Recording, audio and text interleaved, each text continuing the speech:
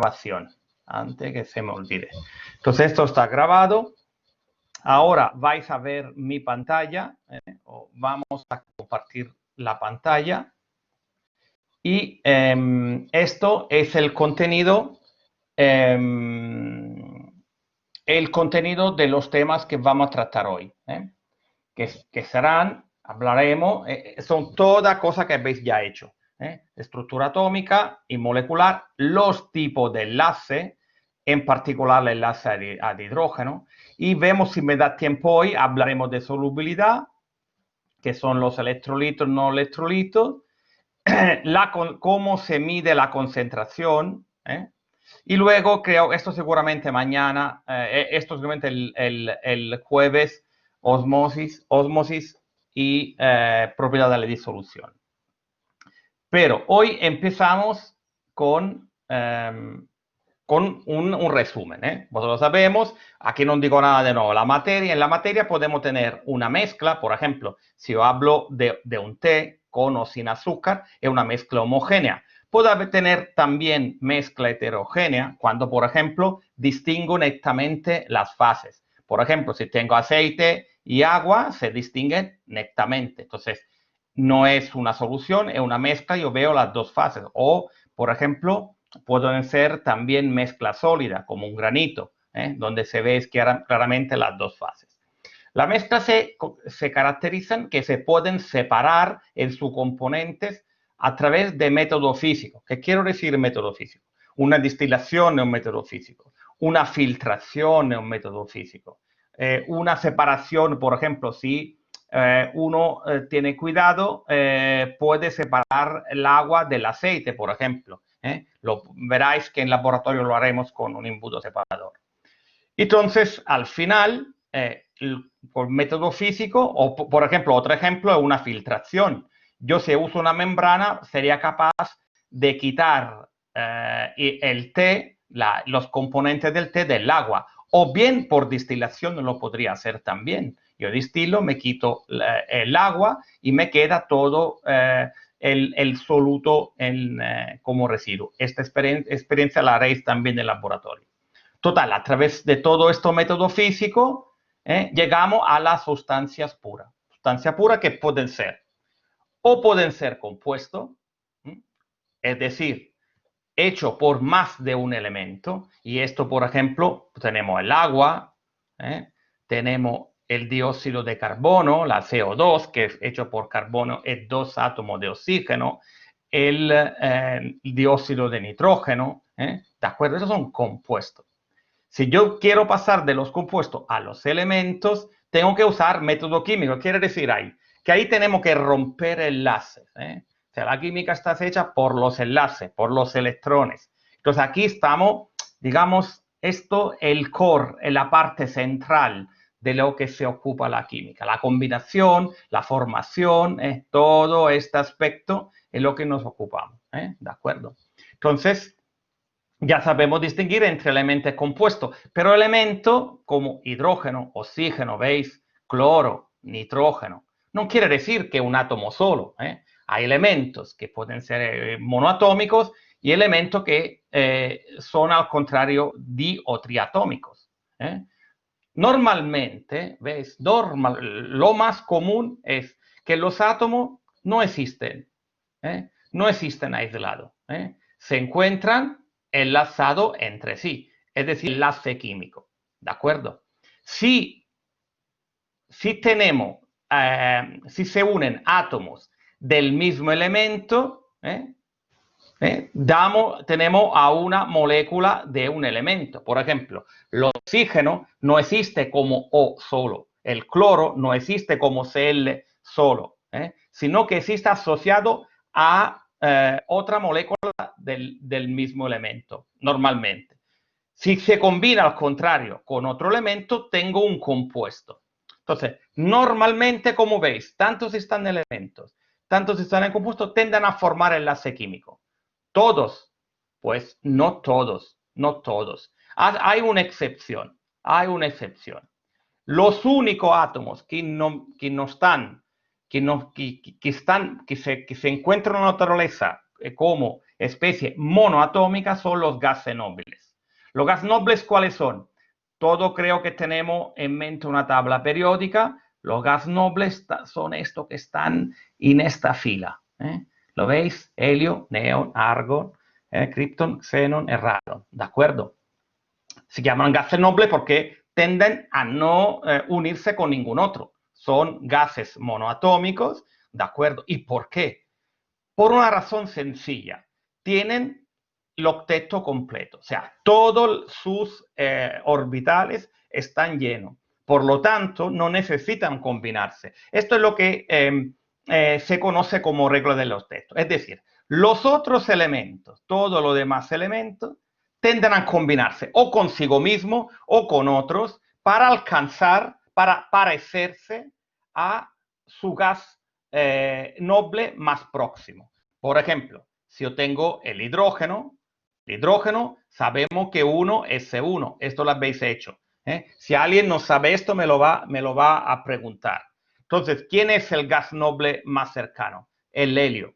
El helio cómo que tiene? Tiene 2 electrones. Entonces, el hidrógeno tenderá a formar, como tiene un electrón, tenderá a combinarse con otro igual, forma un enlace, va a formar un enlace,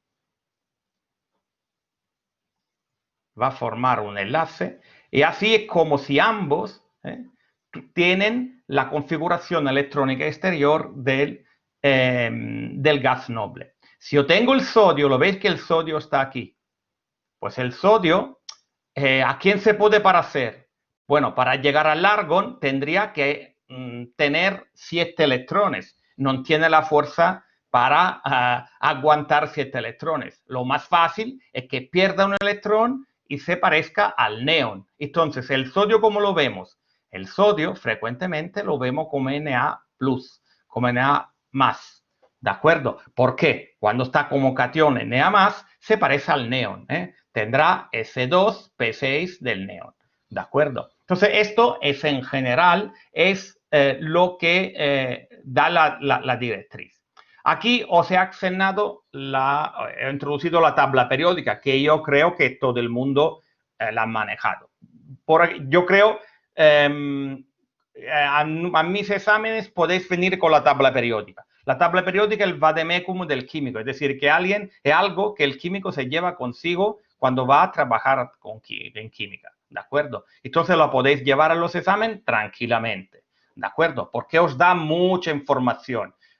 Aquí sabéis, por ejemplo, tenéis el número atómico, la electronegatividad, te lo dice, te da la configuración electrónica exterior, ¿de acuerdo? Te da los estados de oxidación, te da la masa atómica, te da muchísima información. No podemos saberla toda en memoria. Hay cosas que es fácil saber, es fácil recordar, y sabéis que los elementos se parecen mucho según la columna.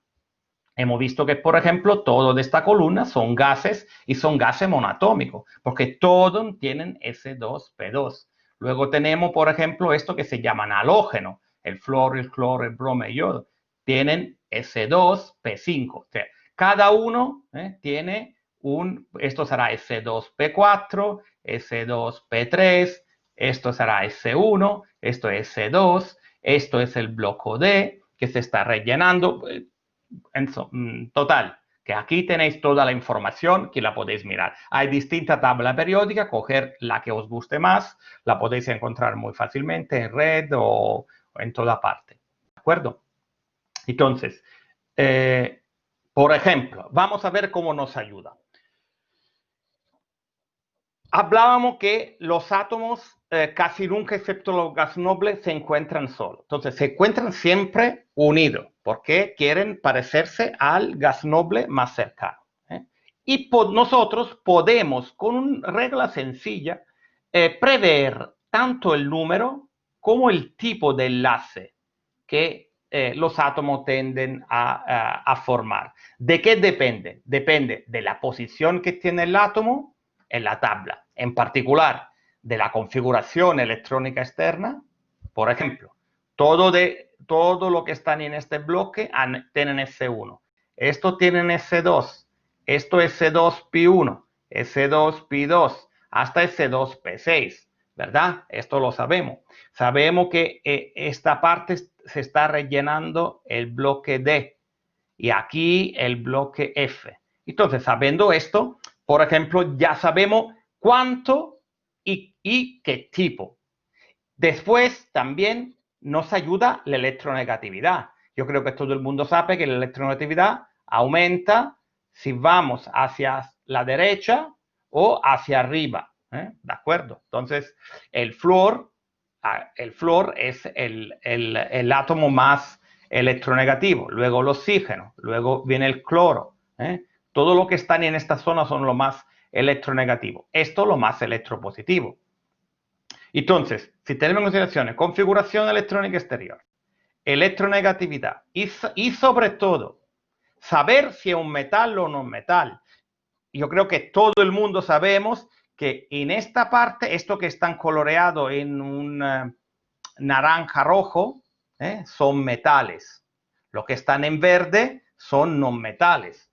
Entonces, regla general para saberlo. Yo tendré un enlace metálico solo si tengo metales. Lo llama enlace metálico. Ahora vamos a verlo como es en concreto. O sea, todos los metales no tienen la configuración electrónica exterior. Entonces, ¿cómo se encuentran en la naturaleza? No se encuentran como gas. Sabéis que los metales son sólidos. Solo el mercurio es un líquido. Entonces, ¿cómo están unidos el gran número de átomos que constituyen un metal? A través de un enlace. Están unidos a través de un enlace que se llama enlace metálico. Ahora vemos cuál es. Otro enlace que tenemos importante es el enlace iónico. ¿Cómo hago yo a saber? Por ejemplo, hacemos una cosa para ver a ver quién me contesta antes. Si os pregunto, vamos en el chat, si os pregunto, por ejemplo, NaCl, ¿qué tipo entre sodio y cloro?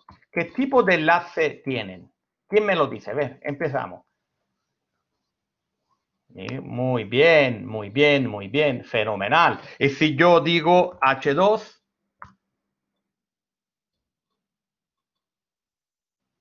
covalente, pues muy bien, me alegro que estoy diciendo entonces, cada vez que yo veo un átomo metálico con un algo no metálico, yo tengo un enlace iónico.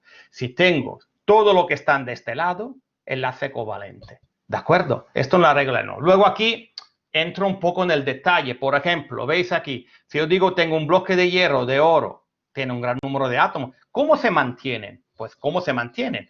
Aquí tenéis que imaginarlo como si fuesen ordenado, empaquetado todos los núcleos, pero los núcleos son todos positivos. Tendrían que explodir, irse, alejarse, porque carga positiva y carga positiva se repelen, ¿verdad? Pero ¿qué pasa? Resulta que estos núcleos están dentro de un mar de electrones que son de carga opuesta. El todo hace que tengamos el unión, los enlaces. Este es el enlace metálico. En el enlace metálico tú tienes un mar de electrones que tienen unidos y enlazan todos los núcleos, ¿de acuerdo? Y por eso los metales, como tienen este mar de electrones, son buenos conductores de electricidad, son buenos conductores de corriente, etcétera, etcétera, ¿de acuerdo? Esto es el enlace metálico. Entonces, ¿cuándo lo tenemos? Si tengo solo el metal, ¿de acuerdo? Perdonadme. ¿Cuándo tengo un enlace iónico? Ya aquí dice, cuando tengo un átomo electronegativo con un electropositivo. Entonces, vosotros podéis ir mirando los valores, veis que el flúor, el más, luego viene el oxígeno, luego viene el cloro, luego el nitrógeno, ¿de acuerdo? Azufre, carbono, etcétera, etcétera. ¿Quién es el más electropositivo? Bueno, aquí está, en esta línea, sodio, más bajamos, más electropositivo, pero es más fácil recordarse, reglas generales, metales con no metales.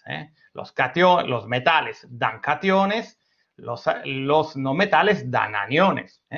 Esto vale si son cationes y aniones monoatómicos. Si son poliatómicos, a veces, por ejemplo, puedo tener cation que están formados como NH4 más que un amonio por no metales, pero estos son poliatómicos. ¿En qué se basa un enlace iónico? Pues un enlace iónico se basa en la ley de Coulomb.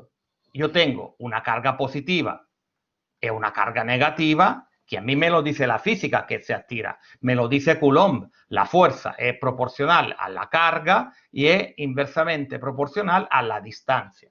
Entonces, ¿cómo tenemos que imaginar un sólido iónico? Como por ejemplo, cloro de sodio, que es una sal, todas las sales. ¿Cómo lo imaginamos? Imaginamos una estructura alternada donde se alterna, por ejemplo, el sodio y cloro, cloruro, digamos, no sería cloro, porque sería Cl-.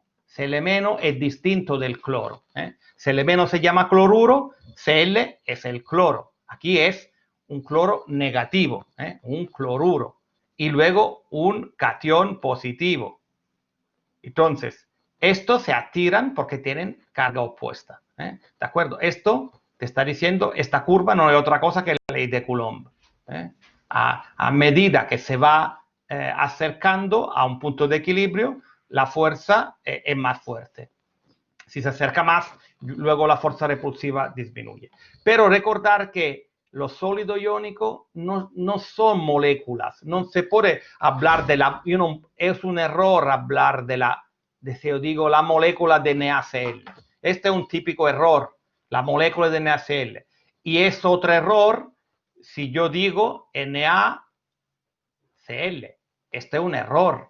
No es un enlace covalente. Esto tengo que imaginar Na más y Cl menos y cloruro, que es el anión, ¿de acuerdo? Y que están ordenados, alternados, uno positivo y alrededor los negativos, y así. Esto es el enlace iónico.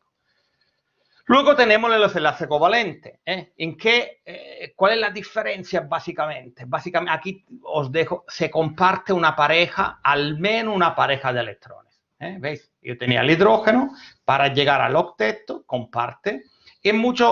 A veces os han enseñado dos puntitos. A mí me gusta más una barra. Una barra es igual a dos puntitos, pero yo creo que es más cómoda y es más visual, ¿de acuerdo? Entonces, el hidrógeno, ¿por qué este núcleo está enlazado con este núcleo? Porque ambos quieren la pareja de electrones. Entonces, en el buscar a ambos la pareja de electrones, se quedan unidos entre ellos. Si os fijáis, aquí tengo el cloro. ¿El cloro qué era? Por ejemplo, era S2P7. Entonces, tiene 7 electrones. S2P5, perdonadme. S2P5. Entonces, aquí tenemos todos estos 7 electrones. Para llegar al octeto, ¿qué le falta? Uno. Entonces, ponen en común un electrón. Entonces, se encuentran ¿veis estos dos? Esta se llama pareja no enlazante o par libre. Esto y este. Tiene 3 par libre y ¿veis? Como ya podemos decir el número. Como nos falta uno, forma un enlace. El nitrógeno, ¿cuánto le falta para llegar al octeto? Tiene 5, le faltan 3. Entonces se va a unir, va a formar 3 enlaces. Así llega al octeto. ¿De acuerdo? Forma el amoníaco. ¿De acuerdo? El agua, ¿cuánto tenía el oxígeno? El oxígeno tenía S2P4, 6 electrones. 6 electrones. Entonces, para llegar al octeto, ¿cómo hace? O se une con otro oxígeno y forma 2 enlaces. Y esto es la molécula del oxígeno. ¿Veis? Así tiene el octeto. ¿Veis que aquí he puesto 1, 2, 3 y 4 pares? Cada uno tiene 4 pares. 4 pares quiere decir 8 electrones. O puede formar 2 enlaces distintos, sencillos distintos. ¿De acuerdo? Este es el enlace covalente. Me doy cuenta que estoy repitiendo cosas que sepáis. Hay una... è importante, diferenciar entre, por ejemplo, estas moléculas y esta molécula, o el agua misma. ¿Cuál es la diferencia? Aquí los átomos son iguales. ¿Qué quiere decir? Que tiene la misma electronegatividad. Entonces, el par de electrones, lo orbital que forman, es simétrico, es apolar. No, los electrones no pasan más tiempo en uno porque tienen la misma fuerza. Pero si yo pongo nitrógeno y hidrógeno, el nitrógeno es más electronegativo. Entonces, yo tendré más una cosa así. Pasa más tiempo en esta zona que en la otra zona. Total, aquí tendré una parcial carga negativa y aquí una parcial carga positiva. Vamos a verlo de otra forma. ¿Veis? Entre hidrógeno y cloro, veis que yo tengo un dipolo que va donde tiene el delta más, es decir, la zona de la molécula que no es iónica, no es que ha perdido el electrón, pero como los electrones pasan menos tiempo, tiene una parcial carga positiva. Y al cloro que tiene una parcial carga negativa. Es decir, tengo un momento, un dipolo, una molécula polar. ¿Veis? El momento dipolar es distinto de cero. El amoníaco, ¿qué le pasa? Que cada enlace tiene un delta menos aquí, entonces el vector lo pongo del más al menos. Siempre que tenemos átomos distintos son polares. No, en este caso, por ejemplo, carbono y cloro, pues el cloro es más polar, pero como la molécula es simétrica, el vector total, aunque la molécula tiene enlace covalente polares, la molécula no es polar porque la sumatoria de todos los enlaces no es el momento dipolar es cero. El mu es igual a cero. En este caso, cuando tengo CH3Cl, aquí sí que tengo un momento dipolar. Yo tengo un momento dipolar que es así. Mi molécula tiene un momento dipolar porque no es simétrica. ¿De acuerdo? Sigo. Bueno, esto no lo repito, es un poco del octeto, yo lo dejo para que quien lo lea, si alguno no lo sabe, se lo ve. ¿Veis? Muchas veces pongo bis, quiere decir que es repetición. Lo hago, veis aquí alguna molécula de hidrógeno que no voy a hacer, si estáis de acuerdo, porque yo creo que lo sabéis. Tipo de enlace covalente, repitiendo, un enlace sencillo, si entre los dos átomos hay un único par de electrones o múltiples, o si hay dos o más pares de electrones. Por ejemplo, nitrógeno. En la molécula del nitrógeno hay un enlace triple. Por eso la molécula del nitrógeno, que es una molécula muy estable, de hecho el aire que respiramos es formado por más del 70% de nitrógeno, ¿de acuerdo? Es un enlace muy estable que son un triple enlace, ¿de acuerdo?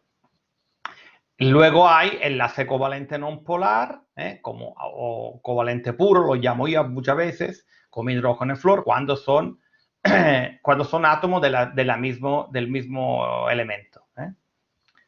Los polares, cuando son distintos. Luego se llama dativo. El enlace covalente dativo.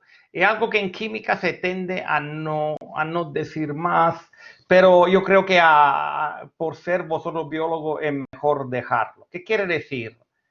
Que tú es un enlace covalente donde lo que ha pasado es que solo uno de los dos átomos ha metido los electrones, no han metido cada uno un par. Por ejemplo, ¿dónde vemos esto? ¿Y por qué os digo que es importante? Lo vemos en biología en la hemoglobina. ¿Veis? La hemoglobina, tiene una parte proteica, pero dentro su parte proteica, su cadena de aminoácidos, tiene este M ¿de acuerdo? ¿Qué es un M? Es este compuesto, esta especie, donde hay una parte orgánica y un núcleo que es un catión de hierro. Ahora, el hierro hace parte del bloque D, que quiere decir que tiene muchos orbitales vacíos. Tiene muchos orbitales vacíos que pueden acomodar un par de electrones. No es electronegativo, pero si está unido adecuadamente a otra especie, sí podría tener la tendencia a tirar un par de electrones.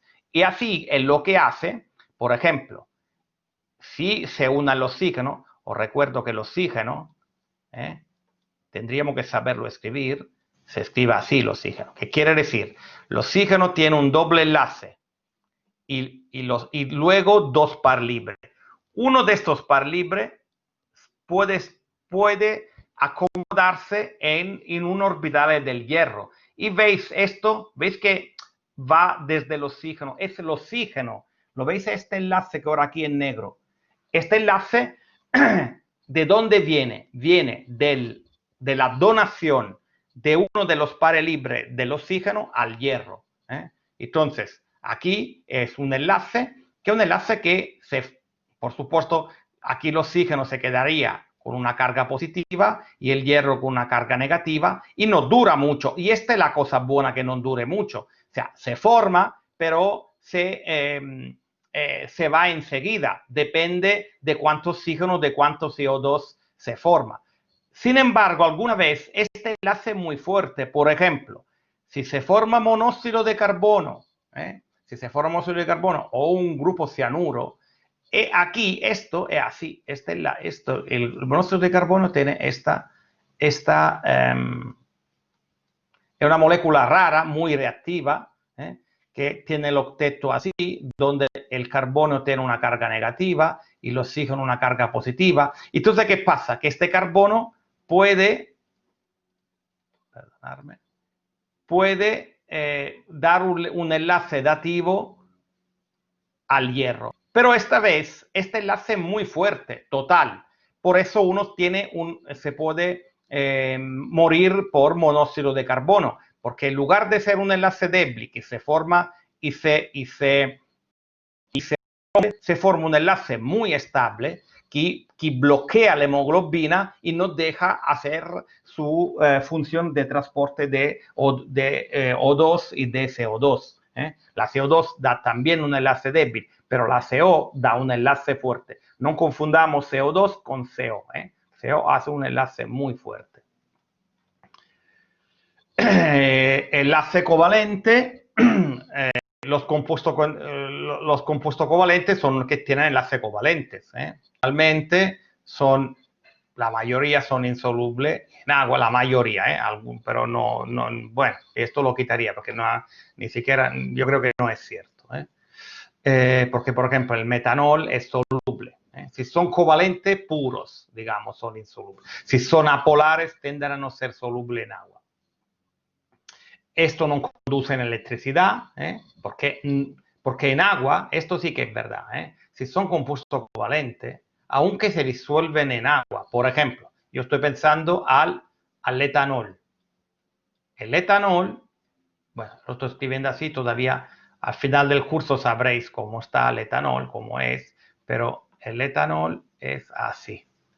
Y si os fijáis, una molécula que tiene enlace covalente. Todos los enlaces covalentes. Tengo carbono, hidrógeno, oxígeno, que son no metales. Entonces aquí tengo enlace covalente. Sin embargo, ¿qué pasa? Entre oxígeno y hidrógeno hay una gran diferencia de electronegatividad y hace que este enlace sea polar, cosa que favorece la disolución en agua. Entonces, por esto, digamos, la mayoría son insolubles, pero no todo. Por ejemplo, esto no es insoluble en agua. El etanol es muy soluble en agua y si no, recordamos cuando nos vamos a tomar una copa, si vemos dos fases, ¿no? Entonces, pero cuando si se llegan a disolver, entonces la mayoría, digamos, quiero destacar que la mayoría son insolubles, pero no todos. Sí se llegan a disolver, pero no conducen electricidad, porque no son electrolitos. ¿Por qué? Porque cuando tengo el metanol no puede transportar carga eléctrica. No es lo mismo que el cloruro de sodio, que tiene sodio más Sl-. Tampoco son conductores porque los electrones son tan fijos. ¿De acuerdo? Tenemos los compuestos covalentes, pueden ser moleculares, cuando hemos visto cloro, por ejemplo, ¿no? Alguna vez o yodo, o oxígeno. A veces pueden ser gaseosos como el cloro, o como el hidrógeno, o como el nitrógeno. A veces pueden ser líquidos, como el bromo, o sólido como el yodo. Luego hay sólidos moleculares que son enlace covalente, pero que no son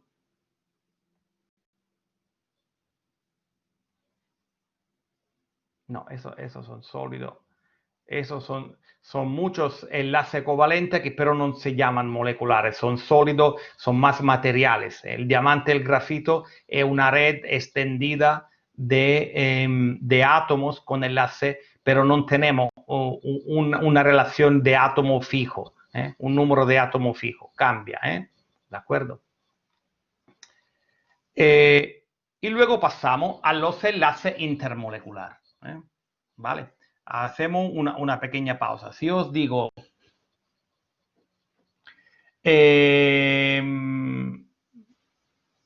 ¿me podéis decir qué es un enlace intermolecular? ¿Cuándo lo encontramos? Un ejemplo de enlace intermolecular. ¿Os suena algo?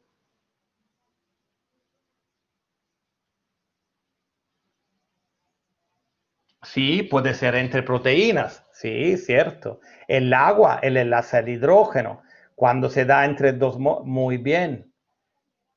Entre moléculas, efectivamente, muy bien, efectivamente. Fuerza de Van der Waals, puente de hidrógeno. Esto para un biólogo es muy importante. Veo que la mayor parte lo sabéis. Los enlaces intermolecular son, muchas veces veis que estoy repitiendo cosas, entonces, porque lo sabe es aburrido, pero creerme que a veces tenéis confusión. Entonces, los enlaces son interacciones atrayentes entre especies, en general moléculas poliatómicas. Pues los enlaces moleculares influencian mucho el estado de la materia. Por ejemplo, si es sólido o si el líquido es gaseoso. Un compuesto gaseoso tiene enlaces entre las moléculas, tiene enlaces intermoleculares débiles. Un compuesto sólido tiene enlaces intermoleculares muy fuertes. ¿Qué tipo de enlace? Como he dicho muchos de vosotros, ¿veis? Entre moléculas tenemos dipolo-dipolo, dipolo-dipolo inducido o fuerza de dispersión de onda. Vamos a ver qué quiere decir dipolo-dipolo. Esto es repetido, enlace de hidrógeno, que son un tipo de enlace dipolo-dipolo. Enlace dipolo-dipolo. ¿Qué quiere decir? Imaginar, para tener las interacciones dipolo-dipolo, tenemos que tener una molécula, a ver, para vosotros, vuelvo aquí. ¿Qué molécula daría el enlace dipolo-dipolo? Por ejemplo, puede dar enlace dipolo-dipolo una molécula del cloro. Agua, estoy de acuerdo. El cloro, el Cl2, efectivamente. El cloro no. Muy bien. El cloro, efectivamente. Entonces, hemos entendido un requisito. Tenemos que tener enlace covalente, tenemos que tener un dipolo. Y luego lo que pasa es que estos se organizan y tienen interacciones. ¿De acuerdo? Se forman interacciones. Por ejemplo, ¿veis? Estos son dipolos, se ajustan, se orientan, se ajustan según el estado que están y son fuerzas muy fuertes. Una fuerza dipolo, la más importante probablemente, es el enlace de hidrógeno. En realidad, el enlace de hidrógeno es una fuerza dipolo-dipolo, pero es tan importante que llamamos enlace de hidrógeno. ¿Por qué? Por la relevancia que tiene en la naturaleza, ¿de acuerdo? Pero si yo tengo, por ejemplo, carbonio y flúor, o tengo oxígeno e hidrógeno. Aquí en ambos casos tengo, ¿veis que tengo dipolo? O sea, esta es una parte de la molécula que es polar. Entonces aquí tendría un menos, aquí un más. ¿De acuerdo? Entonces, pero cuando el más está sobre el hidrógeno, se llama enlace de hidrógeno. Entonces tiene una importancia porque en el agua se forma. ¿De acuerdo? Entonces, esto sí lo consideramos aparte, pero si queréis saberlo, en realidad es un tipo peculiar de interacción dipolo-dipolo. Hablamos de carga parcial, aquí te los come, por ejemplo, voy a hacer un ejemplo del enlace de hidrógeno, ¿veis? Es un tipo especial de interacción que existe entre la atomía y la enlace polar. Sería un dipolo-dipolo que lo tiene con HF, ¿veis cómo entonces yo no sigo porque creo que aburro, lo ponemos con puntos rayados, porque no es un enlace covalente, es menos fuerte de un enlace covalente, pero es fuerte. Y esto hace que en moléculas pequeñas como el agua, por la presencia de una red de enlace intermolecular, a pesar de su peso atómico y dimensiones que son pequeñas, sigue siendo en una fase condensada a temperatura ambiente, es líquida, ¿de acuerdo? Justo por eso.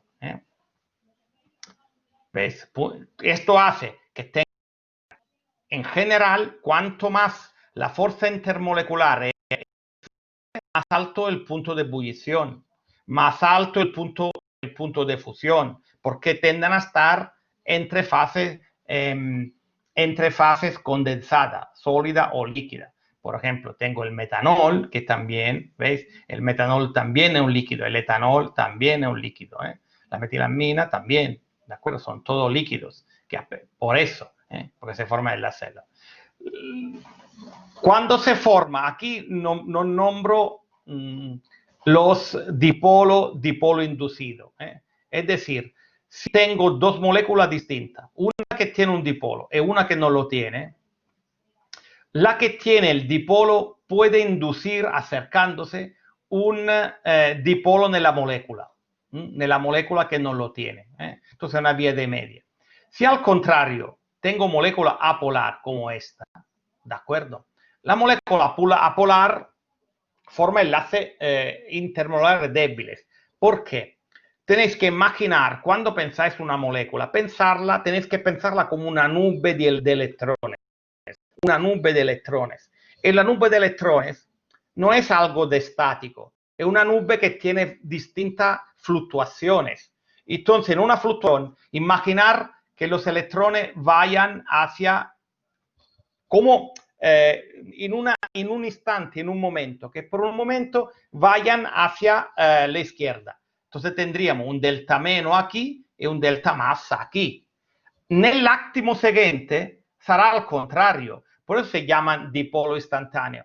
Imaginarle, si yo os digo, por ejemplo, ¿cómo es el mar? ¿Es plano? Sí, es plano. Si nosotros pudiésemos hacer una fotografía con un tiempo muy largo, veríamos toda el agua, la veríamos plana. Pero en realidad el agua tiene valles y copas, puntos altos y puntos bajos, ¿verdad? Si pongo una foto con un largo tiempo, lo veo plano, pero tiene, digamos, diferencias instantáneas. Lo mismo pasa a las moléculas. Entonces, tenemos dipolo instantáneo, que como son instantáneos y al acto siguiente tienen otra posición, son débiles. Entonces, pero en moléculas grandes, toda esta fuerza intermolecular débiles tienen una su importancia. Por eso, las moléculas que son muy grandes, esta fuerza de London, por ejemplo,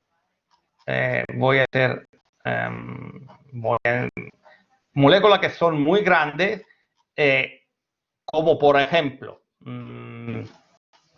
a ver si tengo alguno, no, aquí no he puesto ningún ejemplo, pero moléculas grandes como un alcano, es verdad que son moléculas apolares, pero cuando tienen grande masa, están en un estado sólido porque tienen mucho de esta fuerza de London. Aquí algunos ejemplos de fuerza de London, como el átomo de helio. El helio, si os fijáis, en realidad es apolar, no, no se une con nadie. Y por eso todos los gases nobles son gases. Solo pequeña fuerza de London, pero son muy débiles, ¿de acuerdo? Donde lo tenéis, pero veis, instantáneamente se pueden tener una distribución, veis, esto es el núcleo, veis, en este caso se forma, la mayor parte de los electrones van aquí, forma el delta menos, se forman dipolo instantáneo, ¿de acuerdo? Todas estas interacciones son importantísimas para entender las proteínas, sobre todo la estructura secundaria, terciaria, etcétera, etcétera, cómo se enrolla, o la ADN. Es absolutamente importante esto. Bien, acabado esto, que yo creo que un poco hemos hecho una revisión general, ahora pasa de la parte donde haremos ejercicios que son, por ejemplo, saber qué es una disolución, qué es la solubilidad, saber qué es un electrolito y qué no es un electrolito, para entender luego la segunda parte, que son la propiedad colígara de las soluciones. Empezamos con las disoluciones, que yo creo, una disolución, es una mezcla homogénea de dos o más sustancias diferentes. A cada una se denomina componentes. A lo que está en mayor proporción es el disolvente. El disolvente normalmente es preponderante. Disolvente menor se llama soluto. El disolvente por excelencia, lo que vosotros como biólogos más tendráis contacto, es el agua. El agua es un disolvente que es polar, entonces, ¿qué compuesto tiende a disolver? A los compuestos polar, como los compuestos iónicos, como una sal. ¿Cómo hacen? Las moléculas se orientan y circundan los iones según su signo. Por ejemplo, veis que aquí tenéis en amarillo el cloro. Pues la molécula se orienta enseñando los dos hidrógenos al cloro, ¿veis? Y lo rodea. Entonces, esto sería un cloro solvatado, un cloro en disolución. ¿Veis cómo está? Antes, cuando vosotros le echáis el sal, es un sólido, que a medida que las moléculas de agua lo rodean, se va disolviendo. ¿De acuerdo? Las disoluciones pueden ser líquidas, en este caso, cuando el disolvente es líquido, pero pueden ser gaseoso o sólido. ¿De acuerdo? La mayor son la líquida, pero la gaseosa es el aire. El aire es una solución gaseosa. Si queréis disolvente el nitrógeno y luego tiene agua, tiene otra cosa dentro. O sólida, pensar una aleación. ¿De acuerdo? Aquí tenéis el sudo disolvente, aquí tenéis alguna disolvente, por ejemplo, glucosa, la glucosa en agua, ¿de acuerdo? Cuando está disuelta, se pone acuosa, se pone acu para decir que esta glucosa está disuelta. Disolvente el soluto, sabemos que es esto, la solubilidad es la cantidad de soluto que se puede disolver en una determinada cantidad de disolvente, ¿de acuerdo? Para formar una disolución saturada. Concepto de disolución saturada. Entonces, imaginar una cosa. Vosotros le echáis sal al agua. Si le echáis poco y agitáis, esperáis un poquito, todo el sal se disuelve. Pero a medida que le añadís más y más, llega un momento, llega donde la última molécula no sois capaz de disolverla, ni agitando hasta la mañana siguiente. Pues, digamos, el momento anterior se llama disolución saturada. Es decir, la disolución saturada es la disolución donde se presenta la solubilidad máxima. Si tú le añades más, no tiene más cantidad en solución, porque se queda en la parte sólida, ¿de acuerdo? Esta es la solubilidad, es la cantidad que se disuelve. Antes que tú, prácticamente se hace de manera visual, se pesa y se llama solubilidad las cantidades hasta que no aparece un sólido. En el momento que aparece el sólido, ya no podéis sumarlo a aquella cantidad de disoluto. ¿De acuerdo? saturada. Aquí tenéis según el estado, esto lo decía, binario terciario, lo veis, no hace falta comentarlo, acuosa, no acuosa. Entonces, lo sabéis que en general el símil disuelve su similar, es decir, disolvente no polar no disuelve sólido polar y viceversa, ¿de acuerdo? El disolvente no polar disuelve el polar, el no polar, ¿de acuerdo? El símil disuelve su símil, ¿de acuerdo? Similares se disuelven, ¿de acuerdo? Y aquí tenéis algún ejemplo, etcétera, etcétera, que si pones dos moléculas, una no polar, una polar, por ejemplo, el aceite, que no polar, no se disuelve con el agua, y vemos dos fases, porque tienden a estar entre ellos, ¿vale? La preparación, esta la sabéis, homogenizar. Importante para mañana, me cojo otros 2 minutos, pero esto vais a hacer los ejercicios que se basan en, sobre todo, la concentración molar, ¿de acuerdo? Yo creo que lo sabéis de sobra. Mol disoluto, volumen de solución. La molaridad, mol disoluto por kilogramo de disolvente. O la acción molar. Tener cuenta una cosa, quiero decir, desde el láctimo 1. La química, los químicos adoramos los moles. Entonces, siempre os aconsejo que de trabajar con los moles. Los moles, trabajar con los moles no se equivoca nunca uno. ¿De acuerdo? Se suman y se restan fácilmente. Y ya veréis, ya enseñaré problemas que podéis hacer cuando no vamos a mirar los moles. La fracción molar que consideramos una disolución que tiene C componente, A, B, C. ¿De acuerdo? La fracción molar de A es la mole de A partida las moles totales. Por supuesto, las de la fracción molar es igual a 1. Esto es importante. La normalidad ya no se usa, podéis no saberlo. Era interesante, pero como llevaba confusiones, ya no se usa más. Si alguien es interesado a saber qué es, lo puedo explicar, pero no es preciso hacer. Los partes per millón es fácil, muy fácil. Es los peso absoluto expreso, o sea, en miligramos partido el peso disoluto en kilogramos. Como entre miligramos y kilogramos hay un factor de 10 a la sexta, que es decir, de 1.000.000, se puede considerar así. Entonces, yo sé cuántos gramos de soluto he usado y cuántos gramos era la disolución, hago gramo soluto, gramo de disolución, multiplico por 10 a la 6 y tengo los ppm, partes por millón. Vale.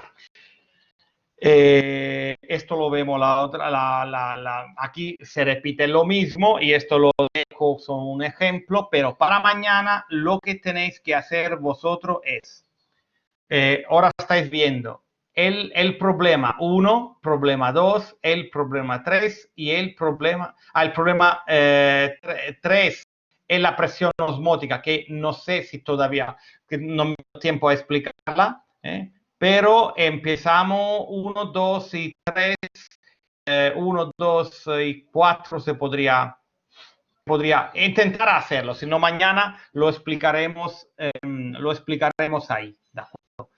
Lo explicaremos ahí. Probar a hacerlo y hacerlo así, ¿de acuerdo? Pues yo creo que son el 21, y os dejo para que podáis descansar, que dentro de poco vais a tener otra clase. Así, si no hay pregunta, podéis ya abandonar la sesión y yo mientras tanto voy a detener